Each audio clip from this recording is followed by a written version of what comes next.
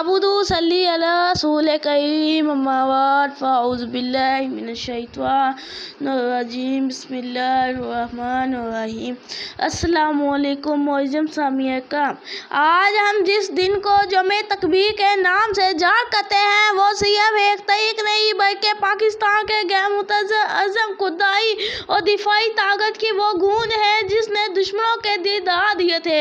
चागी की ज़मीन बोली थी मैं फ़ख्र-ए वतन हूँ, दुश्मन की निगाह में अब जजा सा तन हूँ। तकबीर की सदा आई हुआ वतन का ऐलान, पाकिस्तान एक अहम जई है मेरा ईमान। 28 मई 1953 चागी के पाँव में जब ज़मीन कांपी थी तो दरअसल दुश्मनों के गूर की बुनियादें जल उठी थी।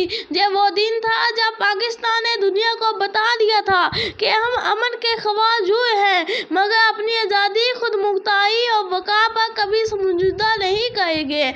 यौम-ए तकबीर सिर्फ एटमी धमाकों का दिन नहीं बल्कि ये दिन है गाजियों और शहीदों को सलाम पेश करने का। ये दिन है पाक फौज की कुर्बानियों को याद करने का जिन्होंने हमेशा वतन के दिफा को अपनी जानों से मुकद्दम जाना।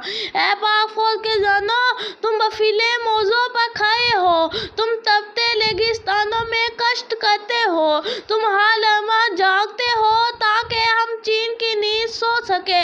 दुनिया की कोई ताकत तुम्हारे जज्बे, तुम्हारी कुर्बानी और तुम्हारे अज़म को शिकस्त नहीं दे सकती।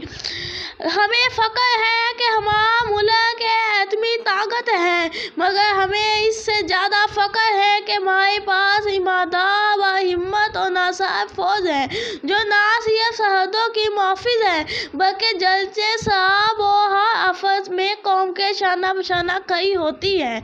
आइए आज के दिन हम ये अहद करें कि हम इस वतन की हिम्मत का सौदा कभी नहीं होने देंगे।